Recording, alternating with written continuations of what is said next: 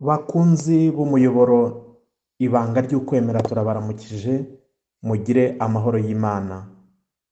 Tugiye kuzirikana igice cya kabiri cy'ikiganiro iremwa ry'isi n'ibiriho byose.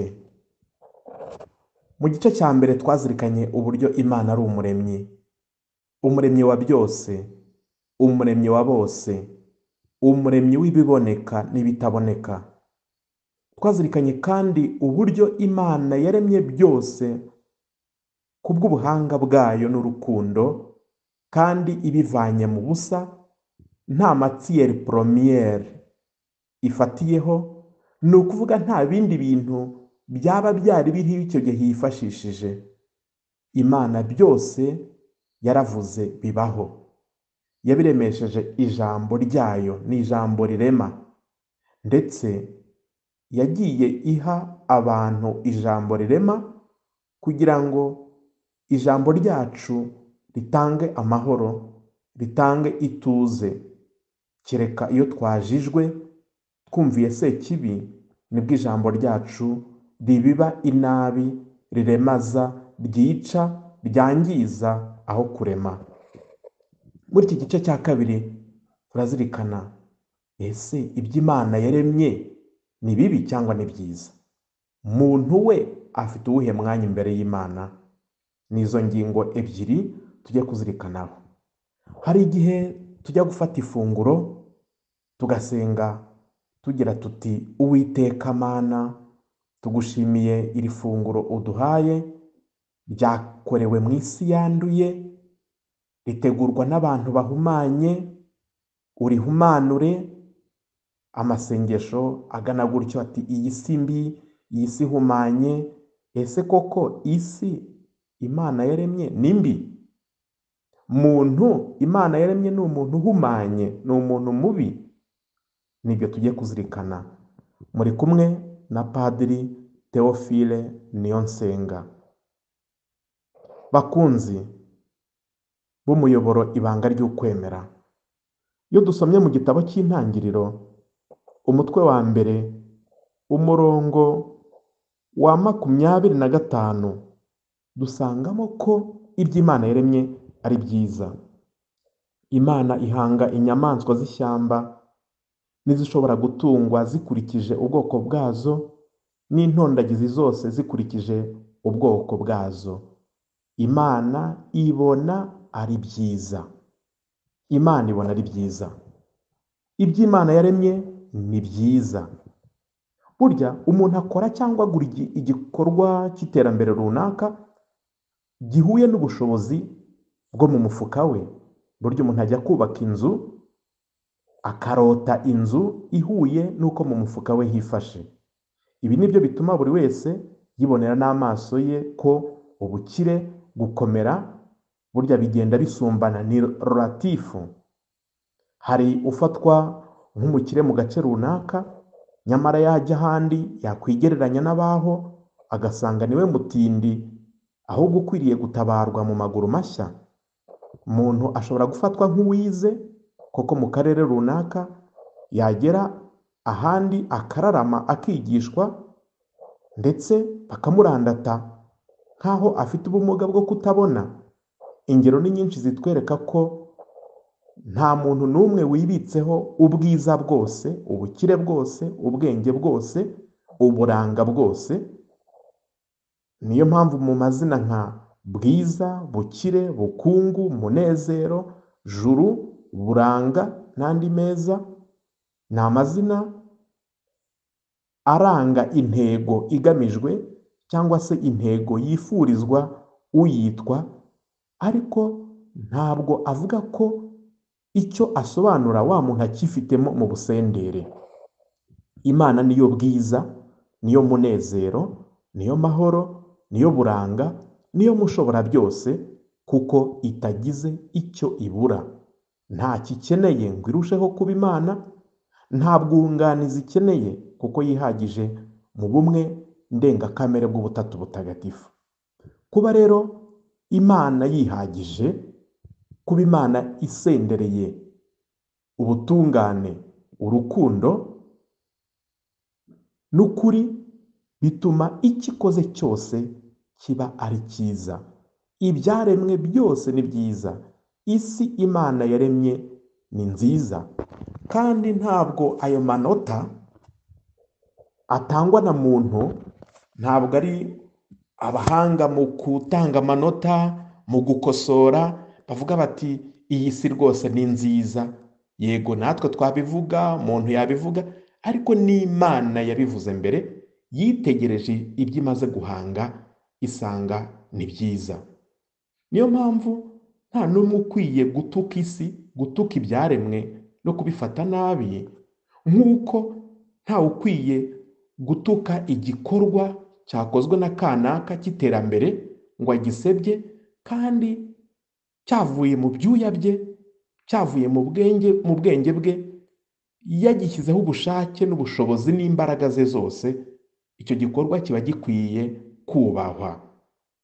Imana yiyubakiye inzu, ndagereranya n'iyi si, isanga ni nziza. Niyo mpamvu ari ukuyubaha, nta kuyisebya, nta kuyandagaza, nta kuyihindanya. Iby'Imana yaremye ni byiza, kandi yabitondetse ku buryo bwiza. Buri kintu cyose ikigenera umwanya wacyo. Buri kintu cyose kigenera umwanya wabyo. Dukunze kuvuga mu nteruro y'Ukarisitiya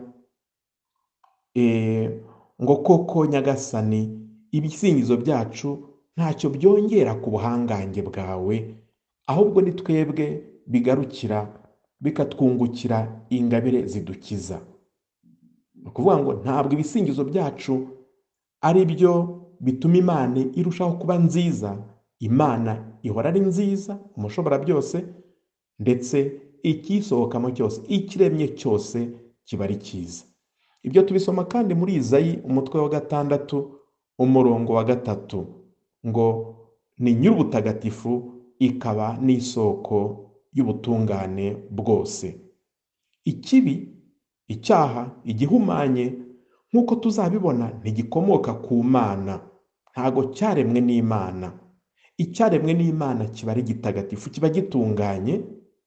Ahubwo ikibi tuzagishakira ahandi, hanze y'Imana. Isi n'ibyaremwe ni byiza cyane. Iyo mibonere kandi ntabwo ari iy'Imana gusa. Natwe iyo turebye uburyo ibyaremwe bitondetse, uburyo bigenda bisimburana, uburyo amanywa ahereza ijoro, ijoro rigahereza amanywa, bugacya bukira, ukabona inyenyeri zo mu kirere, izuba, imvura, uko ibihe bigenda bisimburana, usanga Imana atari umuhanga gusa, ahubwo ari ubuhanga. Imana niyo buhanga. Ibyo tubisoma no muri Zaburi ya 8, Zaburi nziza cyane isingiza Uhoraho umuremyi wa byose. Iragira iti, Zaburi ya 8, Uhoraho mutegetsi wacu, mbega ngo izina ryawe riramamara ku isi hose. Wowe nyirikuzo uganje mu ijuru, mu minwa y'abana n'iy'ibitambambuga niho wizigamiye ububasha bwo gucubya abakurwanya no gutsinda umwanzi n'umugome. Umuririmbyi wa Zaburi akomeza agira ati ku murongo wa 4, iyo nitegereje ijuru ryaremwe n'ibiganza byawe, nkareba ukwezi n'inyenyeri wahatendetse, ndibaza nti umuntu ni iki kugira ngo ube wamwibuka, mwene muntu ni iki kugira ngo ube wamwitaho. Rwose habuzeho gato ngo umunganye n'Imana. Umutamiriza ikamba ry'ikuzo n'uburanga, umugira umwami w'ibyo waremye, umwegurira byose ngo abitegeke. Amatungo yose, amaremare n'amagufi, ndetse n'inyamaswa zo mu gasozi, inyoni zo mu kirere n'amafi yo mu nyanja, hamwe n'ibyogoga mu mazi byose. Uhoraho mutegetsi wacu, mbega ngo izina ryawe riramamara ku isi hose. Turagenda tubibona uburyo muntu yatoneshejwe, agategeka ibyo byose byaremwe, yewe n'ibiguruka wataguruka, ibyo byose arabigenga.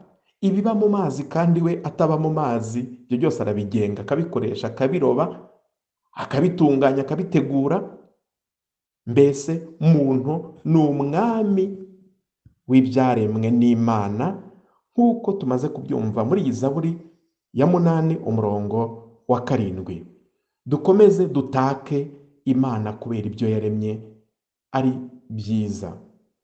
Ntawe ukwiye gutuka ibyo Imana yaremye, nta n'ukwiye kubyangiza, ahubwo muntu ni umwami ugomba kubungabunga ibyo Imana yaremye. Muntu ntabwo ari umwami wangiza. Umwami wangiza wonona ntabwo aba akwiye kwitwa umwami. Ikindi kandi tuzirikana mu bwiza bw'ibyaremwe ni uko burya ikibumbano ntabwo gifite ibanga n'iherezo ry'uko kibumbye. Burya uwakibumbye niwe uba azi kamere yakibumbyemo, kamere yacyo, akamenya n'icyo yakibumbiye. Ibyaremwe byose ni ibibumbano by'Imana, niyo mpamvu bikesha Imana kamere kandi bigakesha Imana icyerekezo cyabyo. Mutagatifu Francisco wasize niwe wakundaga kwitegereza ibiri ku isi, akareba uburyo imigezi yiroha mu yindi, ikiroha mu nyanja, akareba uburyo ibihe bisimburana, agataraka akavuga ati singizwa Nyagasani Imana kubera iyi si waremye n'ibyo wayitakishije byose, ndetse singizwa kuko wagiye ubitondeka neza ukabimpa ngo mbigenge mu izina ryawe kandi mbigenge nunze ubumwe nawe. Ibintu bibiri by'ingenzi: muntu yaremewe kugenga iby'Imana yaremye kandi akabigenga yunze ubumwe n'Imana. Ntabwo muntu acunga iby'Imana yayirukanye, kuko iyo ducunze iby'Imana twayirukanye, twayiheje, nibwo bya bintu bihindukira bikatwivuna.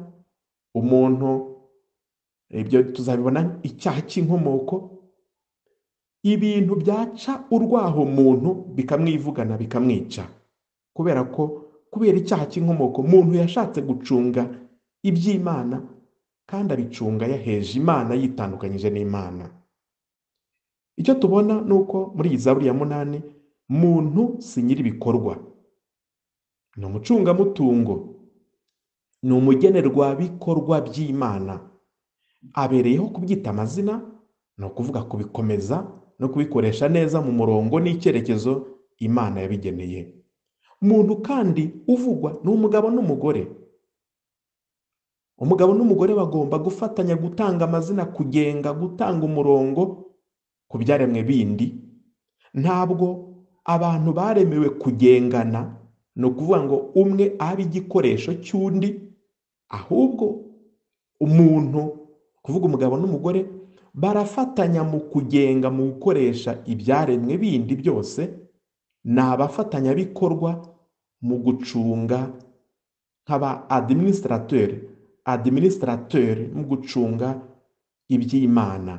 Mbese mugabo n'umugore, umuntu wese wavutse, igitsina gabo cyangwa igitsina gore, ni ba adimini na adimini, abacunga byiza by'Imana, ibyaremwe byose, bafatanyije mu bwubahane no mu kureshya, mu gaciro no mu cyerekezo imbere y'Imana umuremyi wabo.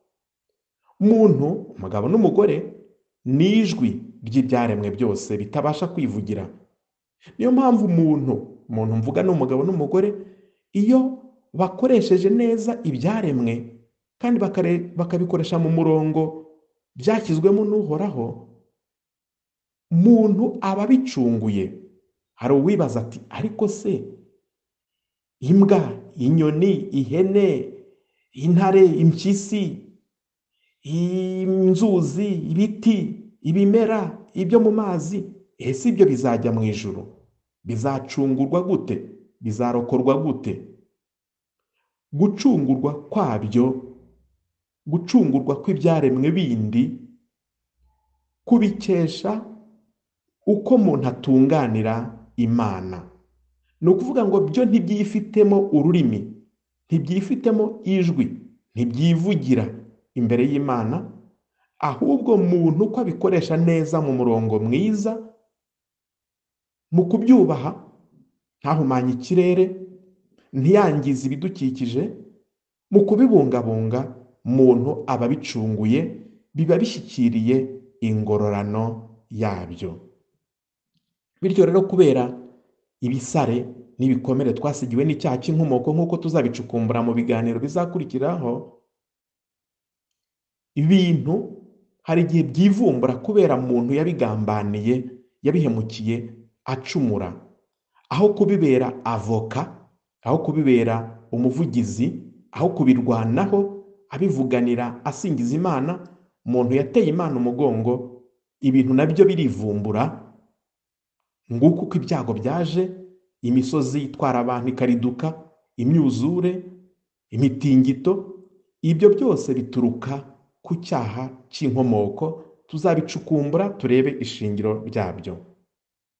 Ikindi tubona muri iyi ngingo yuko ibyaremwe byose n'Imana ari byiza, ni uko Imana ntijya yicuza kuba yararemye ijuru n'isi. Nubwo umuntu yaje gucumura, Imana ntiyicuza ngo irogrete, yicuza impamvu yaremye ijuru n'isi, yicuza impamvu yaremye ibiboneka n'ibitaboneka. Hari igihe ushobora kumva nk'indirimbo ngo Imana imaze kurema umuntu acumuye, ngo Imana iricuza, irarira, yibaza ngo yaremeye ibiki, yibireka. Oya, Imana yaba itigenga, ahubwo Imana yasanze byose ari byiza, yabiremye mu bwigenge bwayo, ibigiranye ubuhanga n'urukundo rutangaje. Ari nayo mpamvu n'igihe umuntu acumuye, Imana nk'uko kuticuza kwayo yashyizeho ubundi buryo, iyindi nzira yo kugira ngo iherezo ry'ibyaremwe ridakomwa mu nkokora n'icyaha cya muntu. Nta kwibeshya rero ngo ibintu byavugururwa bikaba bishya, isi igatera imbere ikaba nziza niba umuntu ativuguruye. Ntibishoboka. Ntabwo isi yaba nziza, ikirere cyiza, amazi meza, umutekano, amahoro, ibihe bisimburana neza, ibi ntibyagerwaho niba muntu ativuguruye ngo acunge neza iby'Imana yaremye, kandi abicunge yunze ubumwe nayo, abicunge atekereza ari raisonnable, abicunge kandi akomeje umubano n'ubusabaniramana. Imana yaremye isi nziza yuzuye ikuzo ryayo. Tujya tubiririmba kenshi ngo ijuru n'isi byuzuye ikuzo ry'Imana. Icyaremwe cyose ni agashashi karanga ubwiza bwayo. Turavuga mu Gifaransa ngo ni éclat, c'est l'éclat de sa gloire. Icyaremwe cyose ni nk'agashashi, ni nk'akamuri karanga ubwiza ntagereranywa kandi ndahangarwa bw'Imana. Isi tuyihindura nziza, tuyicunga twunze ubumwe n'Imana, tuyirinda imyanda ituruka ku cyaha, ituruka no gusesagura no kwangiza biturutse kuri muntu. Isi ni nk'ingoro y'Imana, ndetse Papa Nyir'ubutungane, Papa Francisco we ati isi ni inzu yacu twese, aho tugomba kuyikubura, kuyisukura, tukayirinda ibibi, tukayirinda ubwicanyi, tukayirinda ubugiranabi, ubusambanyi n'izindi ngeso mbi zose zahindanya ingoro y'Imana. Ibyo Papa yabyanditse mu ibaruwa ya Gishumba, encyclique yise Laudato Si. Nta guhindanya inzu y'abandi rero, inzu y'Imana twayakiriwemo, tuyivukiramo, tuyirererwamo, tuyikuriramo, ni nayo tuzapfiramo, ariko twimuke tujya ahandi. Niyo mpamvu tugomba kuyicunga nk'uko umuntu yakuragiza inzu cyangwa ukayikodesha, ukayifata neza, ukazayimusigira imeze neza n'ubundi. Kavuga ati hano habaye inyangamugayo, habaye umuntu muzima. Imana rero ni urukundo. Yakwije ku isi hose ibitunga muntu, ibimera, amazi, amabuye y'agaciro, yaba yavumbuwe n'ariho azavumburwa. Imana yateganyije ko muntu wese, no kuvuga uzaremwa wese mu ishusho ryayo, ko azabaho kandi akabona ikimutunga. Nta n'umwe wavuga ngo amazi yari yakamije ku isi, nta n'umwe wavuga ngo uyu mwuka duhumeka ngo yawukabuta wose akawuhinira mu kintu nko mu kibindi, mu gitariro, ku buryo abantu bawubura. Ibyo bigenzurwa n'Imana. Icyo dukora twebwe ni ukudahumanya uwo mutungo rusange, ikirere, amazi, ubutaka, kutabihumanya, kandi ari umutungo mpano Imana yihereye ikiremwa muntu. Niyo mpamvu ikibazo burya si ubwiyongere bw'abantu, ahubwo ikibazo ni ubukungu budasaranganyijwe bwiharirwa n'abantu bamwe, cyangwa abantu bamwe baprivatiza, bashyira mu maboko y'abakeya imitungo rusange nk'ikirere, amazi, ubutaka n'ibindi. Ibyo byose biba bigomba gusaranganywa mu buziranenge no mu rukundo, mu bunyangamugayo no mu bwuzuzanye. Yego, Kiliziya yemera kandi yigisha gahunda y'uko abashakanye babyara abo bashoboye kurera, kuba raisonnable et responsable, ariko kandi ikigisha no gusaranganya ubukungu karemano Imana yatwihereye, kubusangira nta ntugunda no mu bunyangamugayo. Dukomeze tuzirikane rero muntu waremwe mu ishusho y'Imana. Ku murongo mu gitabo cy'Intangiriro umutwe wa mbere umurongo wa 27, Imana iravuga iti duhange muntu mu ishusho ryacu. Nuko Imana irema muntu mu ishusho ryayo, imurema mu ishusho ry'Imana, ibarema ari umugabo n'umugore, ishusho y'Imana.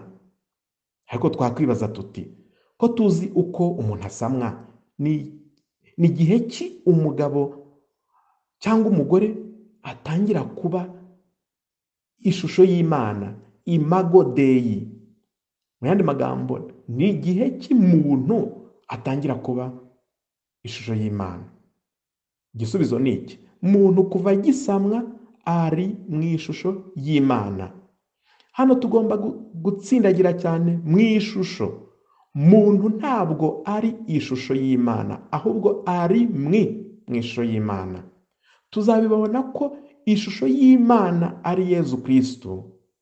Mu ibaruwa Pawulo Mutagatifu yandikiye Abanyakolosi umutwe wa mbere umurongo wa 15 tugira tuti, il est l'image du Dieu invisible. Jésus-Christ est l'image du Dieu invisible.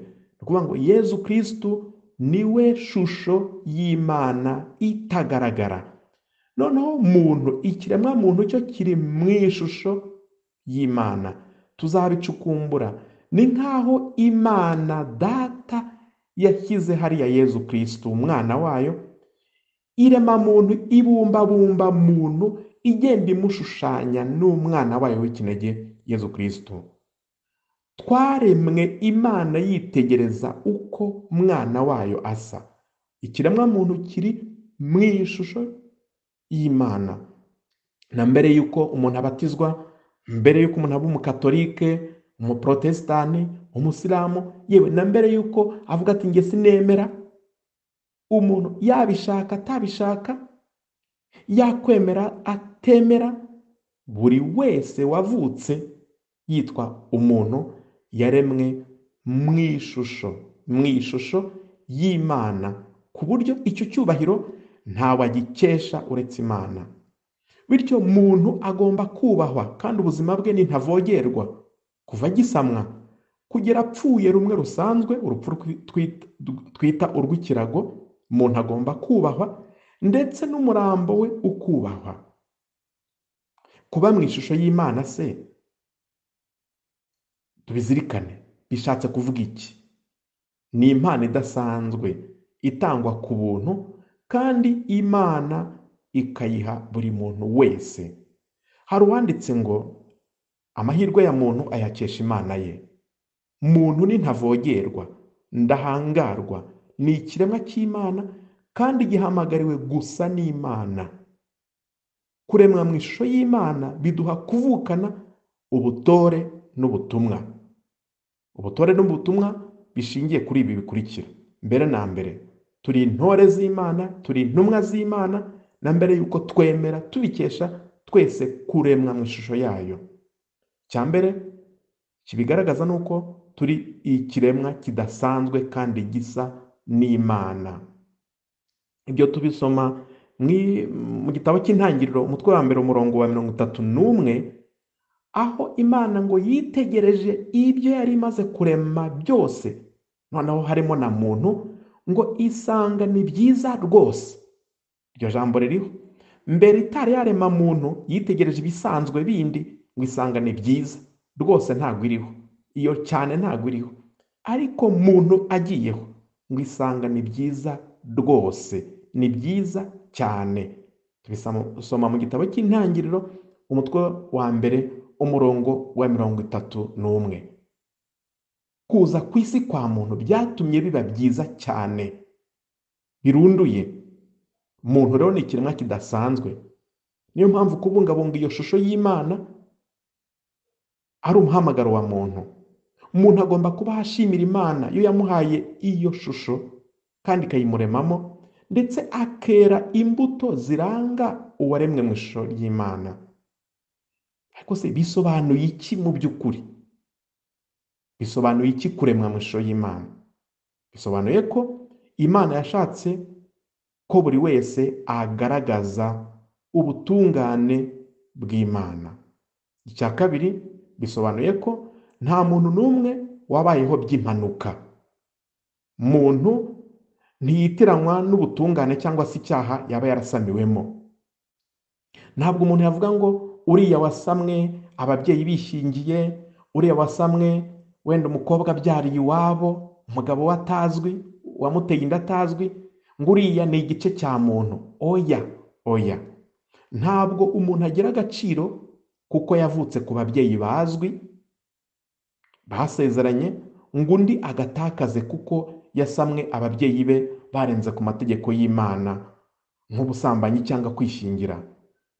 Agaciro ka muntu mu maso y'Imana ntagakesha ibyo akora, ntagakesha DNA, ntagakesha idini rye.